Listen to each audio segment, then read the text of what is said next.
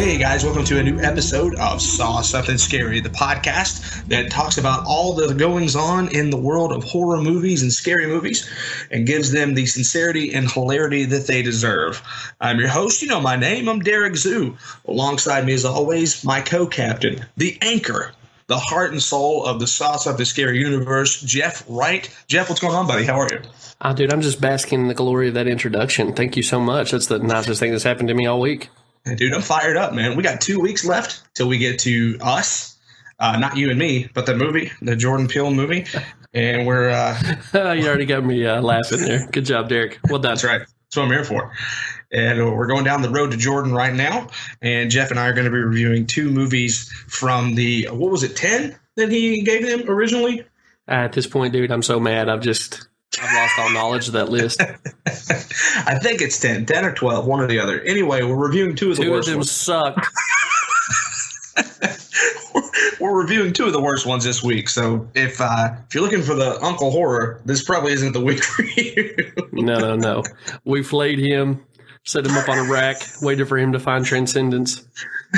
Are we already getting into spoiler territory? I didn't think that was something we did right now. All right, I'll shut up. Yeah, for now.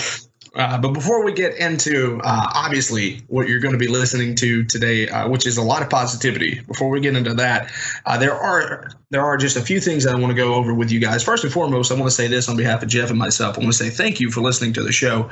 It means a lot to both of us that you listen, that you download the show. We really do appreciate it. If you want to get more involved with the Saw Something Scary universe, there's 3 different ways you can do that. Number 1, join the Facebook group. We Saw Something Scary.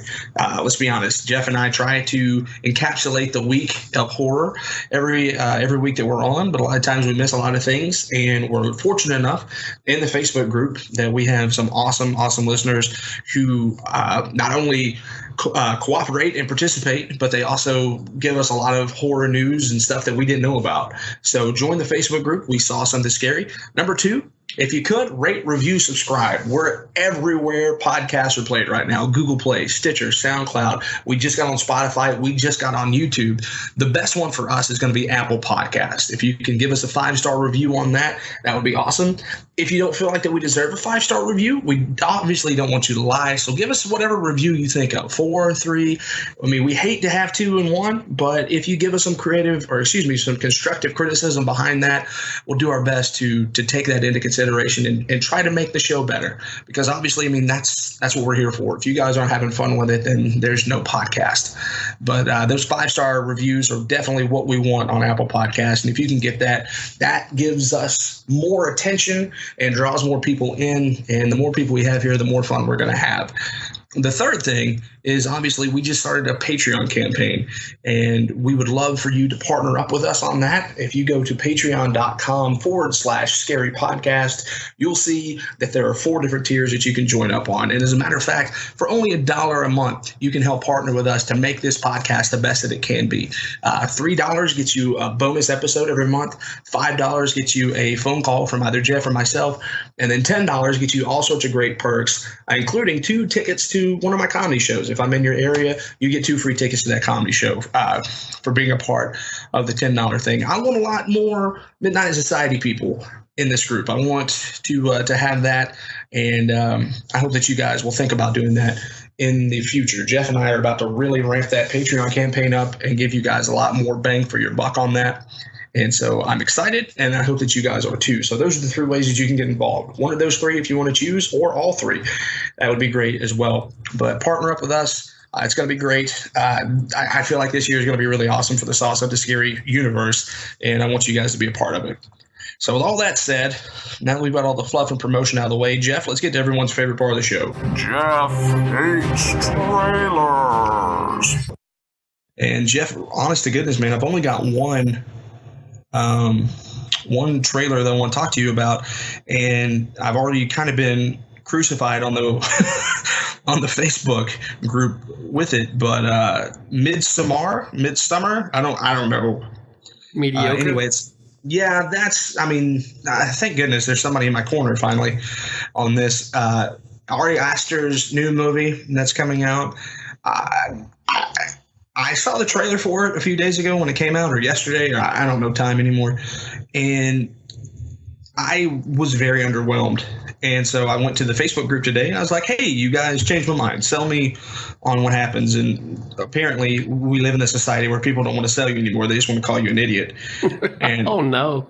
I'm just playing. It was very cordial. But everyone was trying, everyone tried, and I appreciate everyone for trying, but I'm still really meh on this. So did you watch the trailer? Man, I did. And I watched that trailer from within the thread. Actually, no, I think someone else in the group posted it, and I'm sorry I don't remember who that was, but thank you for posting it in the Facebook group.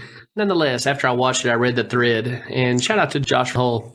I thought he had a pretty funny line about being a repairman there to fix the hot take. So anyway, I was following along with that, just not in time to intervene on your behalf. I think you and I said it on the review of Hereditary that we weren't particularly blown away by Hereditary. Yeah. It was a fine experience in the moment, but just not something that, I don't know, it's just not a movie that I'm ever going to revisit. And with that in mind, Ari Aster doesn't carry like the weight of somebody like a Jordan Peele, or a John Carpenter. I think he's much more of a mixed bag. And when I watched that trailer, I think I was more scared when I first saw the Netflix trailer for Wild Wild Country about that sex cult. Yeah. And look, I get it. He might be able to come back and really make something out of that. But there was nothing that I saw in that trailer that I thought like even necessarily suggested this was a horror movie. I know it is, but if you stripped away all my, all the knowledge I have of that film outside of the trailer, I don't know what I would come away thinking the genre for that movie was. Yeah. So that's a long way of me saying like, it's going to have to deliver. It's going to have to rise above what we've seen in that trailer, and maybe it will. But I mean, at this point, I don't know that I'm going to go watch the thing. Yeah. I mean, so I said this in the thread today that Hereditary for me was very meh. Yeah. And, you and I both have said that. But for me, I was looking forward to this. Movie because William Jackson Harper's in it. William Jackson Harper is in one of my favorite shows, The Good Place. And I'm going to try to support that dude as much as possible. And he had talked it up and said that it was a crazy movie. And so I was like, oh, okay, well, this should be interesting. And the trailer just left me going, oh, okay, so this is the exact – I mean, it's just going to be Hereditary again. And, if you guys are fans of Hereditary, I think that there are several people that are bigger fans of it than Jeff and I were, and that's awesome. But for myself and for Jeff, we were very I mean, do you want to say underwhelmed? I feel like that's a bad word to put on that movie. But yeah, I mean, I think so. I'm definitely underwhelmed when compared to what I think is the general reaction to the movie. Now, the one caveat I'm going to put in there is that I think you and I are some of the loudest cheerleaders for Toni Collette's performance in that movie. Yes. But the movie as a whole, I just thought was not even quite perfectly acceptable horror. It did some interesting stuff, and I certainly was interested while I was watching it. But at the end of the day, I don't even remember if you and I said we found it to be scary. Basically, the mom crawling around on the ceiling was the only thing I remember from that movie, even giving me, a mild version of the creeps. And so, I don't know, maybe distance has made my heart grow colder, but it's just not that great a horror movie. Yeah, no, I agree. I mean, there are people listening to this right now pulling their hair out, but yeah, that's just where I'm at on that. Yeah, no, I completely agree with you on that. I think for me, well, I don't want to say that. I was going to say it was probably one of the bigger disappointments of the year. I think The Nun for me was the biggest disappointment of last year. But I co-sign both of those statements. Yeah, but Hereditary was right up there as well. And Josh Hull said something in that thread where he said that he doesn't, Ari Aster doesn't make movies that please the general public. I think was in a roundabout way was what he was saying.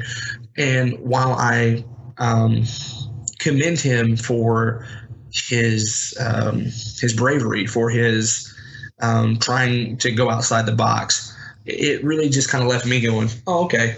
I mean, that was, I think I called you after I got out of the movie and I went, well, that was a movie, and I have no intentions of going back and watching that movie again. That was a one and done for me. And so I just feel to beat a dead horse, I just feel very meh about this movie. Yeah, and just to sort of validate what you and Josh are talking about, more power to people taking shots outside of the box. I think The Witch is a film that took big risks and landed really well. So, like, innovation in the genre is a great thing. Just Astor hasn't quite, I don't know, I just haven't connected with his work yet. Maybe Midsommer will counter my expectations and be the film that does, but right now I've just got a skeptical eye. Yeah, and a couple people in the group said, I can't wait for you to be wrong on this. And I think that I've been very public about the fact that if I'm wrong, in my opinion, I'm the first one to be like, hey, you know what? You guys are right. I was wrong. I mean, I said that about the first 2/3 of Glass, Yeah. And so I'm willing to admit, like, hey, I was a little judgmental, or I was a little wrong, or whatever the situation is. And I hope that that's true.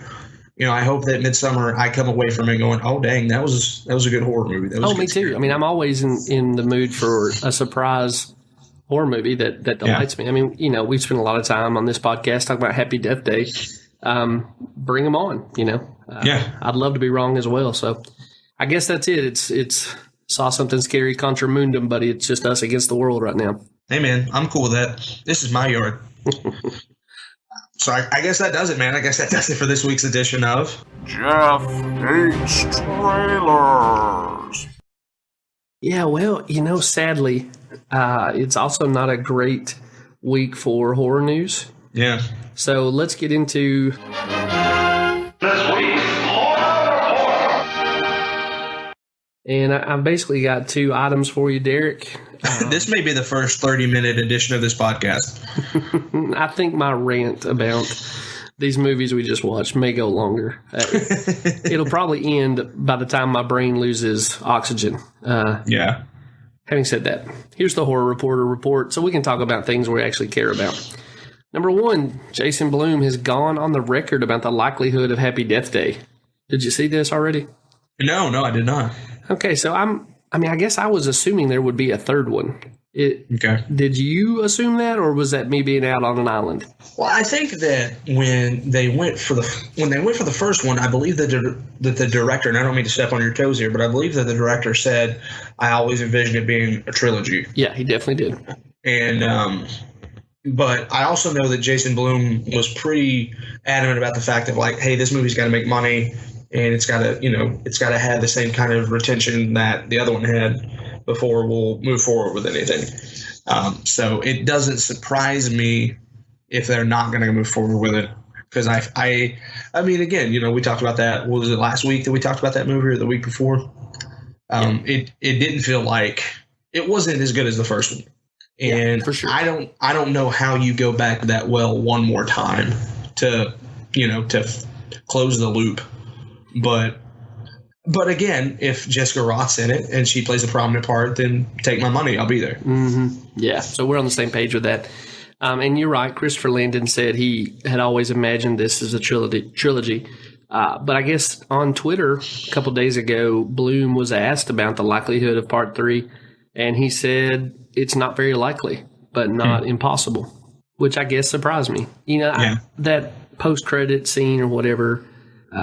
It's it can be a fun little end to the series, where you imagine it sort of as a madcap end, but it's just weird to see the franchise so far make money. The director clearly want to do a third, and Bloom sitting there going, nah, I don't think so. I don't know. I just feel like there's more to the story.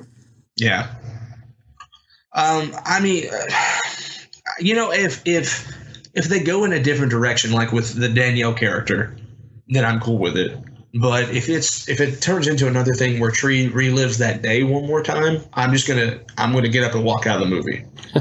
Yeah. Well, I mean, I would hang around to watch Jessica, but I get what you're saying. Yeah. I mean, they have squeezed every bit of the juice out of that berry. And so and that was one of the things, like, I know a lot of people, again, going back to the Facebook group, a lot of the people were excited about the second movie. But when they show, I think it was like the first or the second trailer that came out where it showed her reliving the September the 18th day, where I was like, oh no, don't do that. do something more creative. Like, what are we doing here? Mm-hmm. So, yeah, if it winds up being something where Tree has to go back and relive September 18th to save Danielle or save that god awful actor that played the dean or whoever.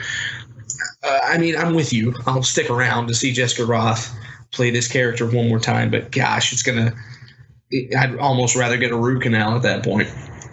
Well, I wonder if Bloom is realizing this film may be subject to the law of diminishing returns, and is just not willing to put financial resources to kill the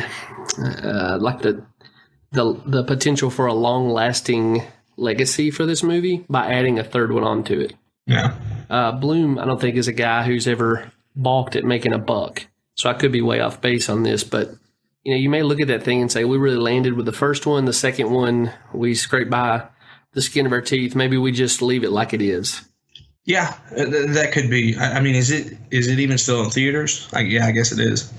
Not many. Sure. Yeah. Not many around here. I don't know about in Cookeville, but it came and went. I think I read that it made money, but I don't think it's certainly not comparable to the success of the first one. So he may just want to put a bow on it and leave well enough alone. Yeah, let's see. So it was made on $9 million, an estimated budget of $9 million. It is so far domestically grossed $25.6 million. Well, that's more than I remember having seen. I guess those earnings are updated. I don't know, man. That's the kind of return on profit that's made Bloom the powerhouse it is.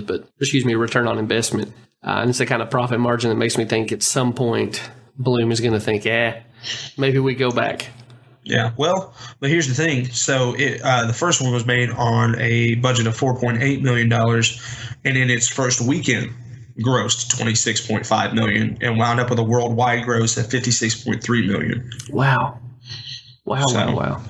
That movie was such, I'm not saying anyone who listens or pays attention to horror genre doesn't know, but that movie was just such a sleeper hit, man. I can't remember the last time I watched a movie take off that way. I was reading on Variety, earlier this week, that they're projecting Peele's Us to have a $35 million opening weekend, which sounds like big money. But, man, compared to what Happy Death Day did, that sounds like, I don't know, it just sounds small by comparison, based on what the expectations for the movies were. Yeah. Well, I think for where it's coming out at in the end of March, and it's sandwiched between two Marvel releases and a DC release that's gotten a lot of traction. And we've talked about this before, where a lot of movies go to die in those October months in January and February and stuff like that. So I think with Peele's Us, hopefully that is a projection that gets blown out of the water, right? Hopefully it makes double that in the first weekend. I think that would be awesome. But I think for a movie like that, and it's rated R, right? Yeah. Yeah. So there's a lot of factors that go into it, and so I'm pretty sure that it won't just make that. I think it'll exceed that in the first weekend. And again, you're talking about the first weekend. Worldwide, Happy Death Day made $55 million or $56 million, whatever. So worldwide, it's going to be a different story, in the long run. So I'm just saying, yeah, it just kind of makes sense that, with projections being the way that they are. And of course, you've also got to factor in that people are going to wait a couple of weeks to go see Captain Marvel because they're going to want movie theaters to die down. And, a lot of people wait nowadays for things to come on Netflix and DVD or Blu-ray and things like that before they, there's all sorts of factors. I don't know why I'm trying to defend this $35 million thing so much. Move on. Let's just go on. Well, I'm with you in hoping that it really destroys that estimate, but we will move on. So other news on sequels and sequels that we anticipate. Jessica Chastain was talking about the sequel to It when she was on Jimmy Fallon's Tonight Show recently. And I think you posted this originally on the Facebook group. It's a weird bit of detail. She told Fallon that she couldn't say too much, but there's a scene that someone on the set said is the most blood that's ever been in a horror scene, in a horror film, just in that one scene. And she said the next day I was pulling blood out of my eyeballs. Yeah. So, do you have any idea what in the story that may be? I mean, I'm racking my brain because we've already had the bloody bathroom scene. Right. I'm sure there's somebody listening going, how can you forget insert what this obviously is? But I'm trying to remember if the clown recreates the bloody bathroom scene for her as an adult. I don't know. It's weird. Yeah, I honestly don't remember. Yeah. I don't know, man. You know me. I'm not into buckets of blood stuff. Right. Spoiler alert, that's coming. And so, like, I guess there's some people who get jazzed to hear that, but for me, I just think, is that really what this movie needs? Yeah. This is a monster movie, but I think the scares are rooted in the monster more so, like the human casualty the monster can produce. And I say human casualty in terms of like just gore. Mm-hmm. So I don't know. Man, I'm probably too hung up on this because I don't like gory stuff, but I just remember thinking like, this is the first time I've raised my eyebrow at anything connected with this Muschietti project. Yeah. Well, Derek, does it change your perception of the movie to think that it's going to have a scene that's filled with blood? Does that register for you at all? I mean, I don't think that I have as much of an aversion to blood as you do. It's definitely not my favorite thing. But, I mean, as long as it's like as long as it's not like the movie that we saw this week, yeah. When it comes to it, I think I'll be okay. But if it's anything like that, then I'm gonna be a little upset because I don't think that any movie with it, besides that bathroom scene, needs that amount of blood. Yeah, I'm with you. So I don't know. We'll see. I certainly can say that Muschietti handled the first chapter so well that he gets the benefit of the doubt on this one. Yeah.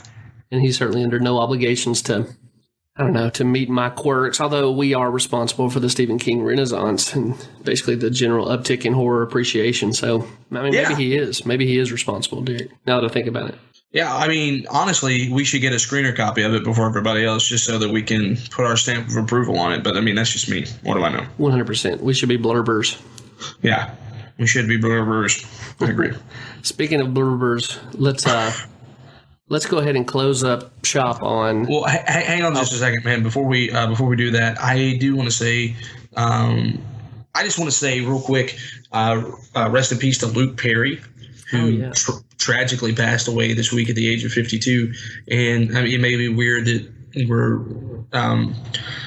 paying homage to Dylan McKay from 90210, but of course you know that one of his very first movies was Buffy the Vampire Slayer. And just about to say, the impact he had on me through Buffy the Vampire Slayer is plenty justification to talk about him on this podcast. Yeah, 100%. And so yeah, man, that sucks. It's more and more often we're seeing people from our childhood pass away. Yeah. This Luke Perry shouldn't have. He's 52 years old, and then that's not old at all.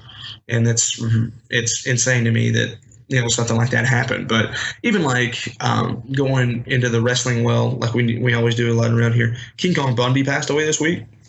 I don't know if you saw this today, but Alex Trebek announced he has stage 4 pancreatic cancer. Yeah. I mean, it's just a sucky week for that kind of news. Yeah, I put something up about that on Facebook today as well. And yeah, so it's just nuts, man. And I just want to say just love and light to Luke Perry's family and King Kong Bundy's family too, in that situation. But, really want to hopefully eventually, Jeff, I would love to review that Buffy the Vampire Slayer movie. Yeah, we ought to do that. Maybe that's a Patreon bonus. Yeah. For sure, but I would love to crack that thing open again and watch it one more time. And here's because when celebrities die, we have to make it all about ourselves. Here's my Luke Perry story. I was at a SmackDown taping, a WWE SmackDown taping in 2006 in Nashville, and they were doing a diva search to find the next diva wrestler. Which is a lady wrestler for those of you that don't follow wrestling, which I assume is everyone but Jeff and myself. And they were like, and now to judge, like it was a promo contest or something. They're like, now to judge the promo contest, give it up for 90210's Luke Perry. And my buddy and I were both like, what? Yeah. What is going on? But come to find out, Luke Perry was a huge wrestling fan. His son is actually a professional wrestler and just signed with the new professional wrestling group AEW.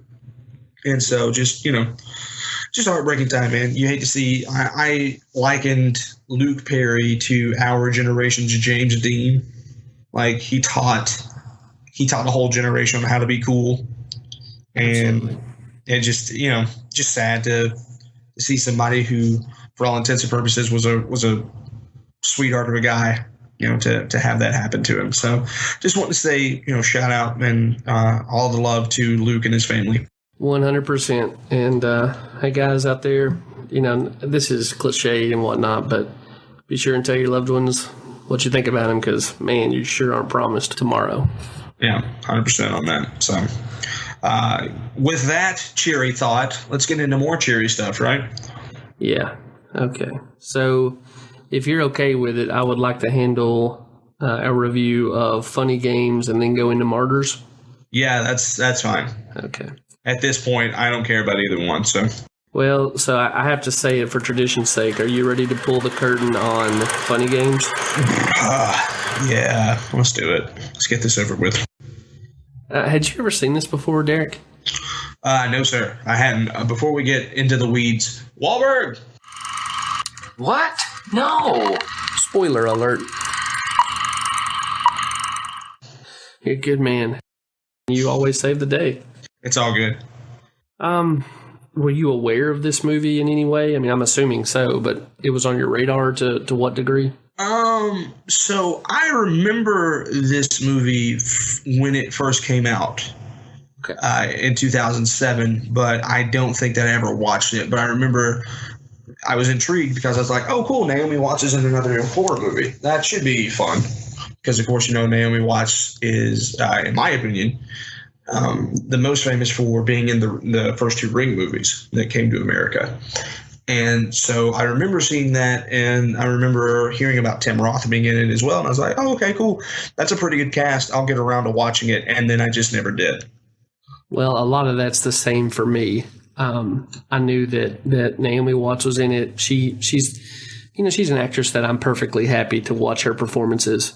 And I thought, okay, she's in a horror movie. But then you see the trailer and you're like, oh, this is a torture movie. Yeah. And for me, just knowing my own sensibilities, I'm not requiring anybody to affirm that I've got it all figured out. But I just knew that's not going to be, it's just not for me. And as I sat there and watched this film this week, I just I just regretted ever putting myself in a position where I had to watch this movie after I had immediately recognized it would be a bad idea for me to check this thing out. Yeah. I guess there are strengths to this movie. Like, Naomi Watts is really good. Tim Roth has very little to do, but he's very good.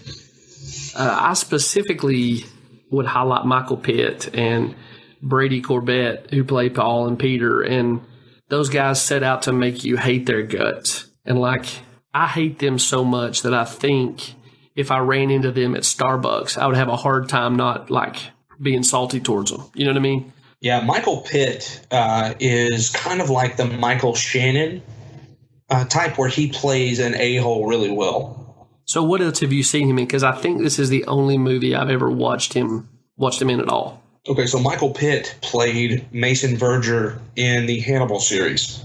Oh, that's great casting. Yeah. I mean, is he doing the same thing? Yeah. I mean, to an extent. Have you read I know we've talked about this before, but I apologize for not burning it into my brain. Did you read the Hannibal Lecter books talking about Mason Verger? Yeah, I did. And I think what they did in the movie with the pig scene, they just really missed a chance to make one of the coolest horror scenes in a thriller anyway in a long time. Yeah. I agree with that. And they're more golly, man, I'm sorry, I just blanked out. They are go ahead and timestamp this one. They keep more to the books in the TV show than they do in the movie with the Mason Verger story, and that's as far as I'll go with that because I don't want to spoil that for anybody. But he does a wonderful job with it, and I think he was only in the second season of Hannibal. He plays Mason Verger, and he does a wonderful job in that. So he's good at playing a-holes to just circle of life the whole thing. Okay. I also don't know that I've seen anything else with Brady Corbett in it. I don't know why that is, but he can act, apparently, based on this, unless he's really just a psychopathic, condescending butthole in real life, and he just walked in with no prep, you know? Well, the last thing on his IMDb page looks like a animated movie called Yellowbird, and it came out 5 years ago. Oh, I wonder if he dropped out for a while. Maybe he did the use acting as a springboard to higher education or whatever. That what's the girl from Harry Potter? What's her name? Emma Watson. Yeah, Emma Watson did there for a while. I don't know. Maybe he's on to other things. I hated his guts, though. I can tell you that. Yeah. They both did a really great job of making you want them dead. Yep. The again, I mentioned it earlier. Just the condescension that they managed to express, the absolute insufferability of, like, even before they attack the family, just the way they speak and their affected mannerisms and their refusal to leave the house and all that stuff. Like, even by the time that Roth and Naomi Watts are having a conflict about, can you just get them out of here? I'm ready to set them on fire and watch them burn, you know? Yeah. Did you, when you watched this, did you have any interest in going back and checking the German original?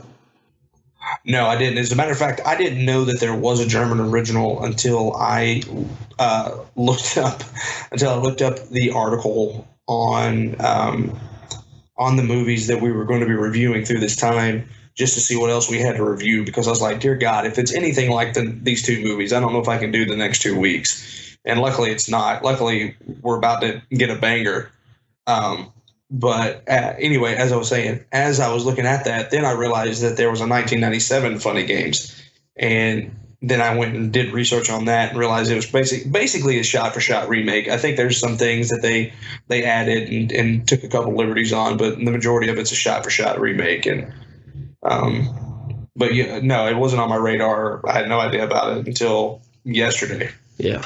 So I'm with you. What I've looked into, having not seen the original, is that this is one of the tightest reproductions of a foreign language film into the U.S. media market. Mm-hmm. I'm never going to go watch the original. I don't care if Jordan Peele puts it on a list someday. I'm out. But I would love it if one of our listeners would reach out and say, yeah, I saw that thing, and whoever the original actors for those roles were, can they touch just how awful these two guys in the 2007 version are? Because it's hard for me to believe there's 4 people out there who can be that insufferable. No. Tim Roth says he won't watch this movie. Really? Yeah. Well, I wish I'd taken the Tim Roth approach. Yeah, he said, let me pull the quote up real quick. He said that making the film abused him and he'll never watch it. And he said part of the reason that he was particularly disturbed is because Devin Gearhart resembled his own son. Yeah, okay. Yeah. So now we can uncork all the awfulness about this movie. I realize that this is a movie that's supposed to be saying something about violence as entertainment.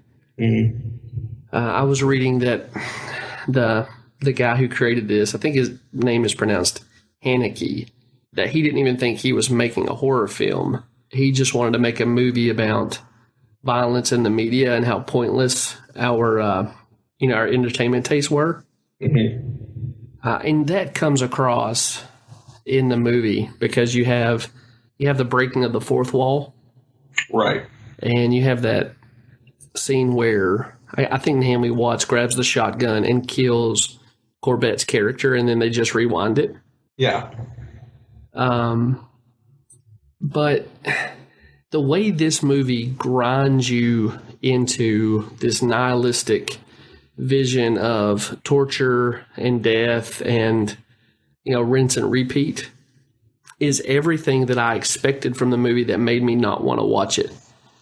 And so when that guy turns to the camera and talks to me as the viewer and says, oh, but you want this from this movie, or you want this kind of ending, you want this kind of setup. You know, internally I'm screaming no, because I never intended to watch this movie. Yeah. And so again, the experience is heightened, I think, not to complain, but the experience is heightened because as he's doing that, I'm saying it's exactly for these reasons that I never wanted to touch this thing. And then when they kill that boy, dude. Yeah. I just, so there's two scenes in this movie when the boy is killed and when they make Naomi Watts undress just to shame her and humiliate her. Mm-hmm. I don't know that I've ever felt so frustrated and rage before. And I mean, it's rare that a movie does that, but I guess if, you know, I started this by saying this movie has certain strengths. There are people who have suffered similar things in the real world lots and lots of times and have been rendered powerless as their loved ones are abused and whatnot. And if I'm going to say anything, not so much in praise of this movie, but just to what this movie accomplishes, is that it made me feel like a victim. Does that make sense? Okay. Yeah, absolutely. I said it. I want to be careful because I don't want to minimize people who have actually been victimized, what they went through. But like this caused me to feel some semblance of what it must be like to just feel powerless as evil people do evil things. And I guess that's to the movie's credit. Yeah. Did you, how did you feel about the fourth wall break? Because I obviously didn't know it was coming. But yeah, how did you feel about it? I mean, this is the most self-centered thing I may say on this podcast, but it felt like a personal insult. Because again, I knew I didn't want to watch this movie. I'm not interested in a movie that is violence for violence sake. I don't like nihilistic horror movies. And so when he turns around and starts talking to me, I just think it is like he grabbed me by the hair of the head and rubbed my nose in dog poop. I couldn't stand it. Yeah, for me, it was the biggest eye roll. Yeah. I was just like, really? That's what this movie needs is a fourth wall break? Like, you're going to turn this into an episode of Saved by the Bell? Yeah, so this is the dark, twisted version of Zach Morris. Yeah. Him and Slater are just rolling around in the Martha's Vineyard neighborhood. Yeah. Yeah, take your clothes off, Jesse Spano. Take some more of these caffeine pills. Like, yeah, I mean, I hate tropes like that.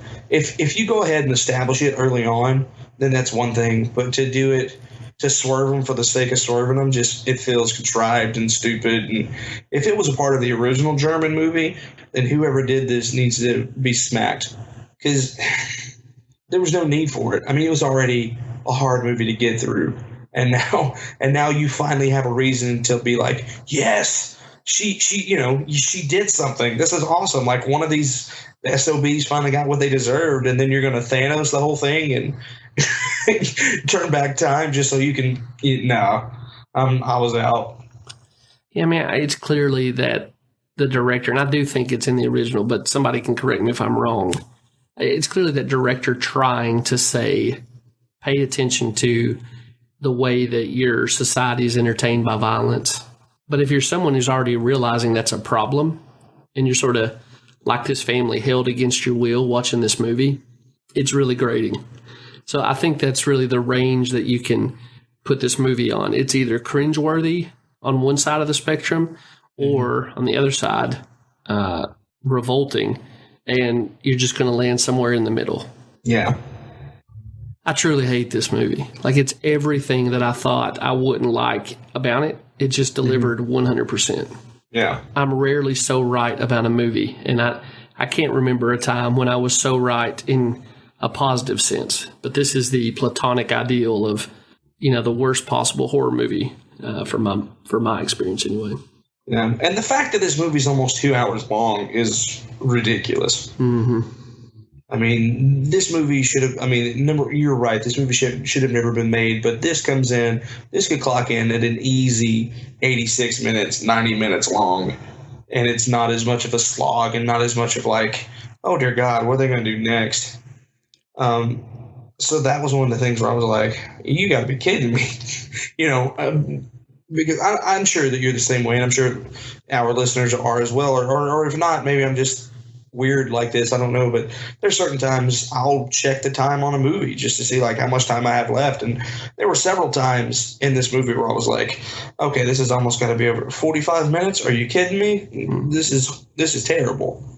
So yeah, I mean, you do end up feeling like you're trapped in that living room. Again, that's probably what the guy's going for. And if that's how you measure success, I think he pulled it off. But I mean, I'll never watch the movie again. If somebody tells me they're about to watch the movie, I'm going to be like, look, this is unsolicited advice, but I would spend my time much more profitably if I were you. Like, do you have knots and shoelaces that need to be untied? Like, yeah, it's just such a brutal movie, not just in the violence it portrays, not just in the abuse it portrays, but in the experience of having to sit through someone who thought that this was a story that needed to be told. I mean, people have heard me say it before. I think you get to make your art, and I'm gonna even say that about Martyrs. But you have to live with the consequences of what you've done. And Haneke just, I can't imagine I'll ever watch anything else he does, even though I know he was trying to make a point ideologically. I just hate the movie so bad I can't even look past it to the maybe interesting point he's trying to make about violence in media. Yeah. I feel like, to me, this, and maybe this is hyperbolic, but I feel like that this movie is almost worse for you than watching like a pornographic movie. Well, here's the thing. I have conscience issues about both, but watching Martyrs is the closest thing I could think of that's comparable to watching pornography for my conscience. Yeah. So, watching Martyrs or watching Fun and Games? No, Martyrs. I think Martyrs goes even beyond this one. Like this movie. Yeah, no, I agree. I can kind of sit back in disgust and say, what a waste of time. But I don't have a visceral. I mean, I think a lot of people are going to hear me being really preachy when I talk about Martyrs. Martyrs is just on a whole different level of loathsome to me. Yeah. So, but we'll save that sweet nugget for here in just a minute. Is there anything about this movie you want to talk about that we hadn't gotten to? No, man. I mean, honest to God, I wasn't lying when I said this was probably the first 30-minute movie or 30-minute episode of this movie or 30-minute episode of this podcast, because I have nothing of any merit or value to say about these movies. Both of these movies felt like they chipped at my soul. Yeah. And I have nothing positive to say about either one of them, with the exception of like, hey, Naomi Watts did a good job, and the things that you've already covered, right? Michael, like, there was good acting in this, and there was believability in this, but I could have went my entire life without watching this movie and would have been completely satisfied with my life choices. Yeah, I wish I could go back to that sweet opportunity and live that timeline. I wish that I had the ability to look into the camera and go, oh no, we're not going to do this anymore, and rewind the 2 hours that I spent watching this movie to where I go, oh no, Derek, you're not going to do that. For sure. So yeah, I mean, honestly, Jeff, that's all I've got to Forrest Gump it. That's all I got to say about that. Okay. Well, let's get our questions out of the way. Did you see anything scary? In the general sense that we asked that question, no. In the why in God's name was this made? Yes.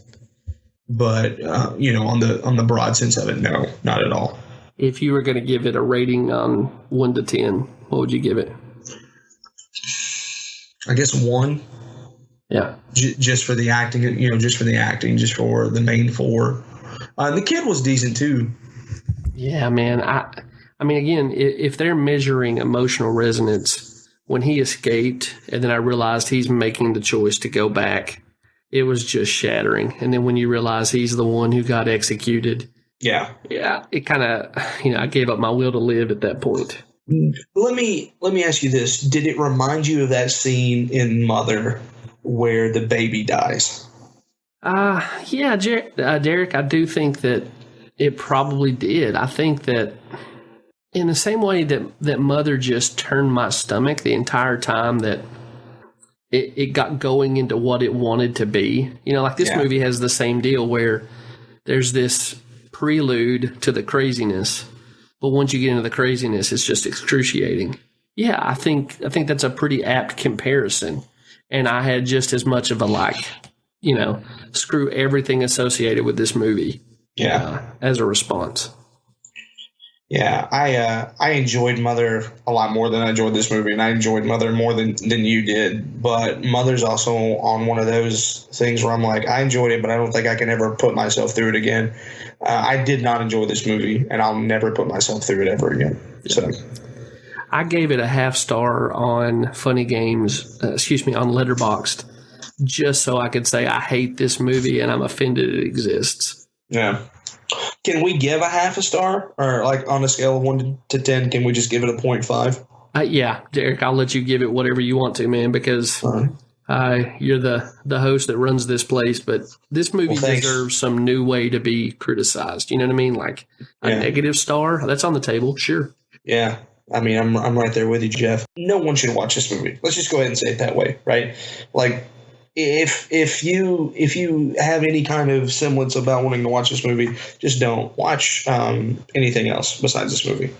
Yeah, I saw a conversation. I've never been prouder, I think, of our Facebook group than when someone got on and said, "Is The Possession of Hannah Grace worth renting?" And just everybody was immediately, no. I feel like that's, we became a rescue operation in that moment as a Facebook community. And I hope we get the chance to prevent other people from seeing this debacle. Yeah, absolutely. Sometimes that's what we're here for. We fall on our swords so that you don't have to.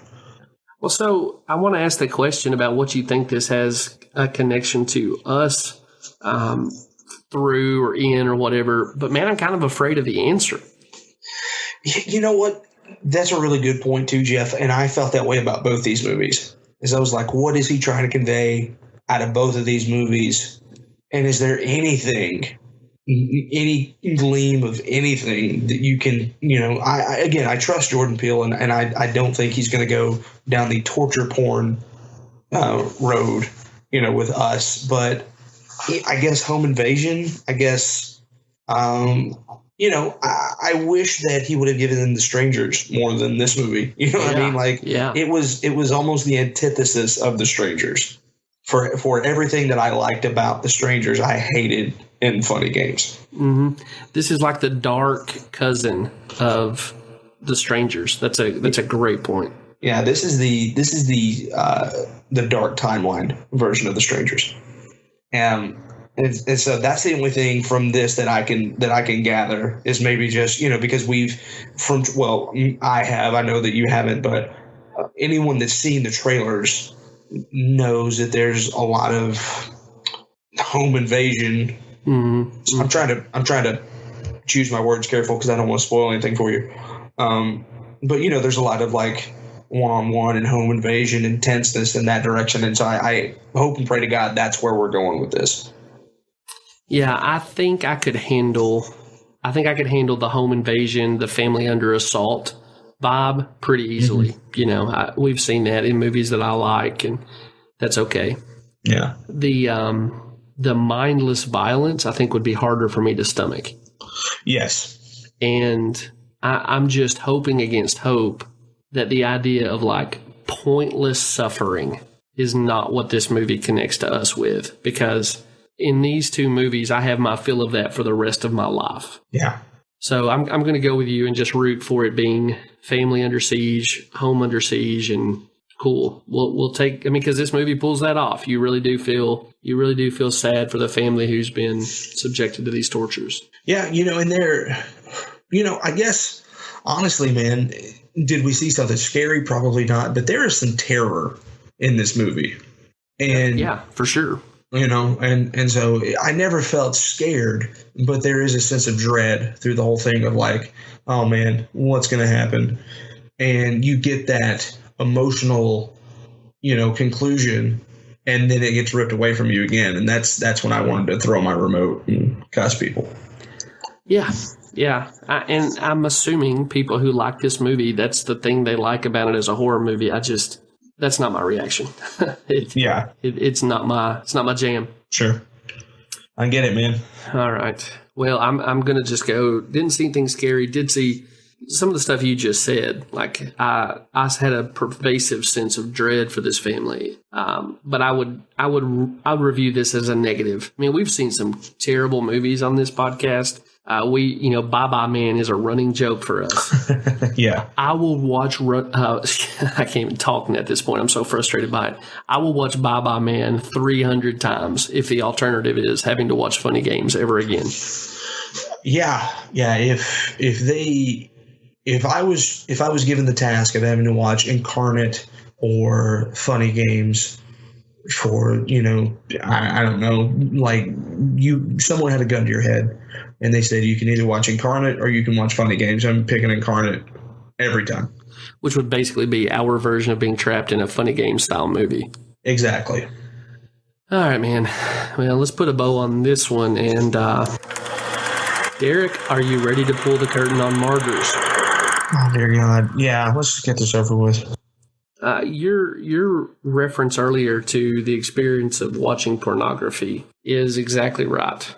Hey, and just for the record, I can't afford to pay Mark twice, so we're still in Wahlberg territory here. Okay, well done. I think people know I'm a professing Christian, and I do have convictions about the sexual content that is available to watch in movies. It doesn't mean I haven't ever seen porn, and there's an experience of that is rooted in degradation that for me doesn't. I know not everybody out there feels this way. I'm not saying they have to, but for me, my conscience, I feel like I've participated in a dehumanizing act. When I look back on the times that I saw pornography, I regret every one of them. Yeah. And this movie is in that exact same category for me. In a way that goes beyond my distaste for Funny Games. I hate Martyrs. Like I am opposed to its existence. And I guess it's just making the inner redneck come out in me, but that is a movie built on watching a young woman self-mutilate and then watching a man beat up a young woman. Yeah. And I just cannot find it acceptable that is presented for entertainment. Now, again, there are listeners who are fans of this podcast and who I think are thoughtful and I'm sure disagree with me entirely. I'm not telling anybody that they have to come get on my, high moral train here. I'm just saying I can't remember the last time I was offended by anything the way that I was offended by this movie, because with most other offensive things in my life, I have some agency to push back against them, even if it's in a small way. But there's none of that in Martyrs. If you're going to watch it, you're just subjected to something that I really feel strongly shouldn't exist. Yeah. Yeah, there's a lot of really disturbing torture in this movie with no point, I feel like. Mm-hmm. I was reading, trying to get some kind of semblance on this movie, and the director said that he was in a very clinically depressed state as he wrote the screenplay for this, and that's one of the reasons why it's so nihilistic and so bleak. And my thoughts on that is this: why subject the world to it if you're in your darkest time? Why would you want to project that into the world? I also read that he found a lot of, you're going to love this, he found a lot of inspiration. That's the word I'm looking for. He found a lot of inspiration by Hostel. And instead of making a movie about suffering like Hostel is, he wanted to make a movie about pain. Well, mission complete, sir. Yeah. I mentioned it earlier. I'm stuttering. I'm so frustrated, but I mentioned earlier, I'm the kind of guy who says you get to make your art. Right. I just think the other side is you have to answer questions about what in the world you were doing, what you were hoping. And your question, too, is one that I really resonate. Like, maybe it was cathartic for you in a dark time to write this. Maybe this is something you needed to unburden yourself of. I just don't want to throw that stuff out for people to wallow in. And I get, maybe somebody will say, this movie was cathartic for me, or, something I can't even relate to. Okay, cool. Sure. I'm just not signing up for that plan. Yeah. It's hard to even analyze the movie. Again, it's nihilistic. And actually, I do think this movie has something scary. The externalization of Lucy's, torment, her conscience being inflamed with agony because she left that other woman who was being tortured alongside her behind. That thing that she sees constantly attacking her is fairly scary. I mean, I've seen versions of it in other films, but okay, that's decently scary. But that was the only element of this movie that I thought even resembled horror. I thought once that was pulled out of the narrative, it really did become something much more pornographic and perverse. Yeah, man. I'm sorry. I feel like I'm not really adding much to the conversation on either one of these movies, but honest to goodness, I have nothing. I have nothing good to say about any of them, and or about either of them. And it was a slog to get through. You and I tried to record this earlier in the week, and I got a bunch of stuff going on here. But another reason why it took us a few days to get this done is because it took me a few times to get through these movies, both these movies. And I know 10 years down the road, I won't remember anything that happened in this movie because it was just, it was terrible. And, some of that stuff is burned in your brain, but I'll always know that if somebody's like, hey, what do you think about Martyrs? I'll be like, don't watch it. And so I guess on one end that's good, but for the immediate it sucks because all that stuff is just, like I said, it's just ingrained in your head and it lives there now. And eventually it'll go away, right? Eventually we watch enough of this garbage that it'll go away, and I barely can remember anything about the nun, for an example, right? But yeah, man, both these movies were really difficult to get through, and really made me question why people think that this type of film is a good idea. I watch movies to escape, and to me this wasn't an escape, this was a nightmare. And I understand that we're talking about scary movies, but this wasn't the nightmare. Does that make sense? Yeah, for sure. Like this was just on a whole nother plane, and I wouldn't want anyone to subject themselves to the dreck that we had to sit through and watch this week to be able to review it on the podcast. Yeah. I mean, when I think about Martyrs, I feel like someone who has found an uncovered septic tank and just decided to do a toothpick jump into the pool. And then afterwards shoot themselves in the head. Yeah. What you said about a movie as an escape, I know this about myself. I like big horror. butts. Oh, sorry. That's a different guy, man. It's your other podcast. I felt like we needed some levity for a second. So. There you go. Yeah. I like rooting for the innocent party, the final girl, and I like when the bad guy is defeated. That's one of the things I like the most about horror movies. Yeah. And this just denies you every semblance of that. Yeah, well, they both do. Yeah, absolutely. And in that way, they just perfectly embody the kind of horror movie I don't care for. Yeah. So you mentioned something. I think the way we have compared watching Martyrs to pornography will be a distraction for some people because they'll say, I don't have a moral problem with pornography, and I think there's artistic merit in some. Okay, whatever. I'm not going to have that debate with you. I don't expect you to agree with me on that front. But, this movie, Martyrs, is a movie I have to watch with subtitles on, right? Mm-hmm. So when we get to the point where Lucy has killed the family and she has, self-harmed herself to death in the most violent fashion possible, and the other girl has found the torture dungeon and has helped this woman to escape who is being held down there, and then she gets shot, and you realize, oh gosh, this super secret society is going to take her in and torture her. Because I realized I'm reading this movie anyway, I just decided at that point to speed up the playback on the movie. Oh, that's smart. and just fast forward through and read it.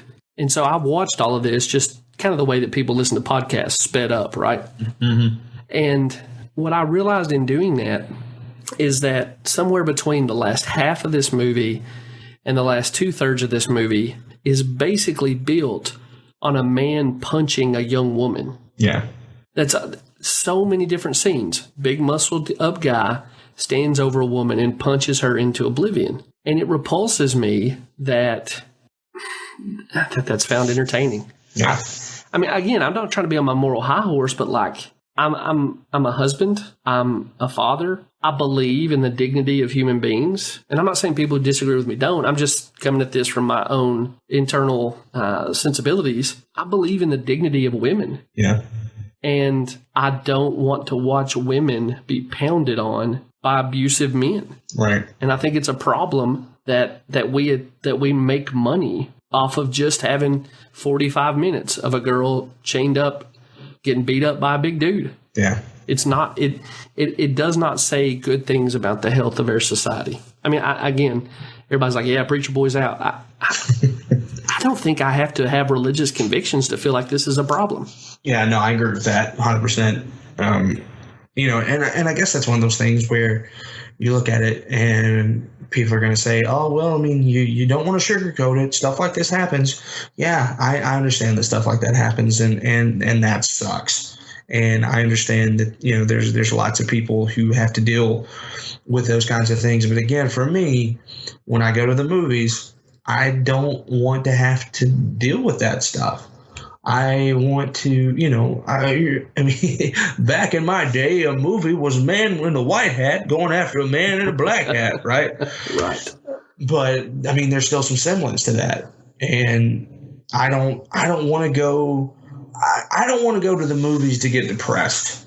That's never been my thing, man. I go to the movies to enjoy stories about people and to see good triumph over evil. And sometimes that doesn't happen, right? Like we saw Infinity Wars with the Avengers, and depending on which way you look at it, either it's a hero that conquers the world, or it's a bunch of people that you've emotionally invested 10 years of your life into getting the smack laid down on them. But either way, you get caught up in that world. In this, it made me cringe. It made me draw back, and it made me want to turn the TV off. And had it not been for this podcast, and I'm not like damning the podcast over this, but you know, had it not been for this, I would have. Mm-hmm. Mm-hmm. And I'm the kind of person that doesn't turn many movies off, but I would have turned both these movies off because this isn't for me. And you know, and I completely agree with what you're saying. I don't feel like that you need to have religious convictions to not necessarily be offended by this, but just to have your stomach get queasy. And I just don't go to the movies for that sense of dread and again, that nihilistic approach to life. Yeah, you said something there that I think clarifies my problem with this movie for me. This stuff, hopefully there are very few cases where a woman has been flayed alive. Right. But some version of this stuff does happen in the real world. And I think for me, maybe it's because I work with women who either have been abused or we're trying to get them away from abusive situations. The fact that this happens in the real world, it almost seems like this movie trivializes it by asking us to find, if not entertainment, at least like to sit down and observe it. Mm-hmm. I was reading reviews for this movie, and there is so much praise heaped upon this film. And I just don't think the elements of this movie should be praised.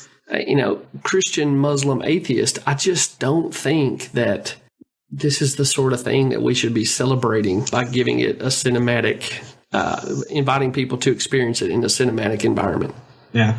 For me, I almost liken it to A Clockwork Orange, where you're strapped to a chair with your eyes pried open and you have to watch it. Yeah, that's a great comparison because Funny Games is also very Clockwork Orangey, like roving bands of young men who are tormenting people, you know. Yeah. And I'm not talking about like you have to do that with A Clockwork Orange. Like that's just in the movie. I don't want people to think that I don't like A Clockwork Orange. I think it's a masterpiece. But yeah, I mean, that makes sense what I'm saying. Yeah, for sure. Okay. So, I mean, guys, I realize there are people who are going to be like, dude, you're moralizing about this movie. Okay, guilty as charged. I hate this movie.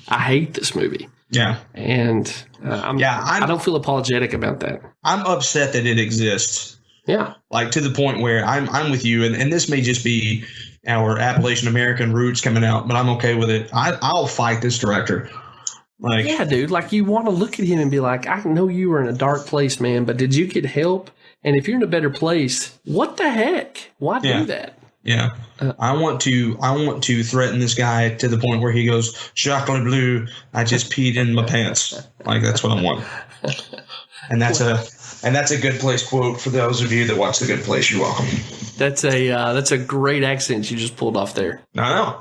Hey, speaking of Midsommer, did I see Chidi lurking in one of the clips from that? Yeah. That's what I was saying. William Jackson Harper, he plays Chidi. Oh, my bad. Yeah. Sorry, I missed that. No, you're fine. So he's in it. I'm gonna watch it just because he's in it. Like I want to support all those good placers in everything that they do right now. So I'm gonna watch it, but I'm not happy about it. Well, we've basically come full circle here. Is there anything else about Funny Games or Martyrs that you want to say, Derek? Don't watch them. That's if you don't listen to anything else in this podcast, listen to this. Do not watch these movies. Yeah. Public service announcement brought to you by I Saw Something Scary. Yeah. Should I bother asking scale of 1 to 10? I think I'm going to give this the first negative review. For me, this gets a -5. Yeah, this really kind of goes beyond, not to try to trump what you just said, but like, I don't know how to encapsulate in that formula how much I hate this movie. Yeah. Short of someone attacking someone I love, I don't know that I could feel more outraged about something. Yeah, I don't think in the almost 100 episodes of the show that we've done, I don't think we've seen a worse movie than Martyrs. Yeah, I'm definitely willing to go there with you. Now, I don't care at all to think about structure of the movie, cinematography, just the elements of this movie are enough for me to say it's the worst thing I've ever seen. Yeah. Okay, so did we see anything scary? Again, on the general sense of it, no. Nothing jumped out and terrified me or anything like that. The fact that this movie was made scares me to death because there's no reason for it. Is what frustrates me. Yeah. I just cannot, no matter what you think it has to say, no matter what level of truth you think it aspires to, I just can't imagine saying anything good about this movie. Yeah, I'd honest to God like to sit down with some of these reviewers and just be like, explain it to me. Explain to me why you think this is good. And did you know that they came out with another one? Yeah, there's an American remake. And I think the American remake reviewed more poorly because the guy tried to mitigate some of the hopelessness and brutality. Yeah, God forbid. Yeah, exactly. I just wonder, these people who celebrate this, and again, I think Matthew Lipford in our Facebook group, I think he said something like, I kind of like that one or whatever. More power to you, man. I'm not saying you're wrong on that, but I just can't get there. There's no connection point here. Although, as I said, I think that externalized version of her guilt that was crawling down the stairs after she killed the family or whatever, I thought that was kind of scary, but it's not it's not so positive I could praise anything about the movie. You know what I mean? Yeah. Well, I guess then the only other question is, do you have any suspicions about how this relates to Us? No, because I mean, it's also kind of a terrifying question, right? Because we're looking forward to Us. Yeah. I don't know. I mean, I think maybe there's some self turmoil, some self conflict. Obviously these doppelgangers or these versions of themselves, the tethering.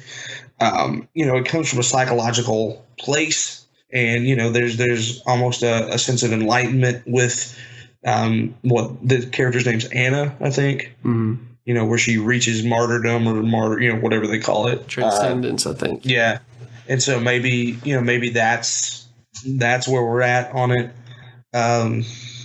I truly don't know. I'm very much looking forward to seeing how all these movies tie together, and and hopefully these two were just movies that Jordan gave him and was like, yeah, we're not going to do anything like that. We're going to do the opposite. Yeah. Yeah, I've been kicking around something that I could like hope for from this movie. I guess the most palatable version of, porting something from this movie to us would be that there's some kind of organized conspiracy that is involved in the doppelgangers coming to torment this family. Okay. I don't think that's likely based on what I've seen. So I think another element that I could, in the right hands, be more comfortable with is guilt externalizing itself. Yeah. And like kind of making the way a conscience attacks you into the monster. Yeah. And I could take that too. Yeah, and I feel like that we had that with the Babadook. Sure. Great connection. Yes. And so I kind of feel like that's where it's going, is like these feelings of doubt and depression and suicidalness and things like that. Maybe they are manifesting themselves, and that's what brings about the tethering. Yeah. Okay. Well, I guess those are the things we can root for. And yeah. I'm happy to put a bow on both of these and pretend like I never saw them. Yeah, for sure, man. I would rather never talk about these movies ever again. Yeah. All right. So I guess to our listeners, you have lots of different ways you can come at us on this. We feel strongly about it, but we're always glad to hear your feedback. And I mean that seriously, even though I cannot comprehend a world where someone's like, no, let me tell you what's good about these movies. Nonetheless, if you think you're that person, hit us up on Facebook, email, Twitter. We'd love to hear from you. Yeah, and it's the same thing that I said about the Midsommer trailer. Just sell me on it. Sell me on why I should get excited for it. Sell me on why you enjoyed either of these movies. Yeah, I'll give you a hearing. I promise you, I will treat whatever you say with respect. Yeah, I'm not gonna tell you that you're wrong. I'm not gonna tell you that you're an idiot or anything like that. I just, if anyone enjoyed it and wants to elaborate, I'd be more than happy to listen and take in your opinion and privately tell you that you're wrong. But no, I'm just kidding. I do, though. Obviously, that's one of the wonderful things about the Facebook group is that none of us ever agree in totality, but we're always very respectful when we disagree. And so if you disagree with anything that Jeff and I said, or probably if you disagree with anything that we said, you disagree with most of what we said in this episode. And I'd love to hear from you. So yell at us. Get at us. We're open and available. Yeah, absolutely. Jeff, what are we doing next week? Is it about that time? I think it's time for a colonic.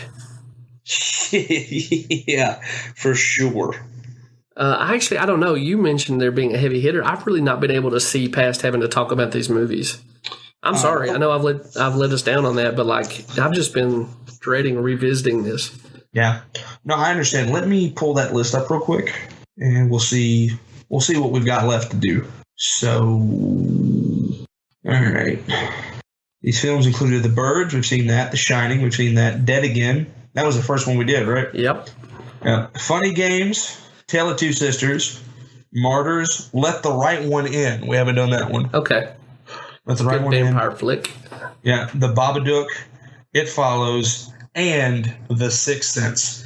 Oh, baby, I cannot wait to rewatch The Sixth Sense. Yeah, that was one I was thinking of. Okay. And I know what you're thinking. Dear God, Derek's excited about M. Night Shyamalan movie, but that's the only one. That's the one you gravitate towards. Hey, much respect, man. I think that's clearly his best movie, and so... yeah, I get it. I get it. So, all right. So, Let the Right One In is a German movie, looks like. There is an American remake as well, but yeah, I think the original's German. Okay.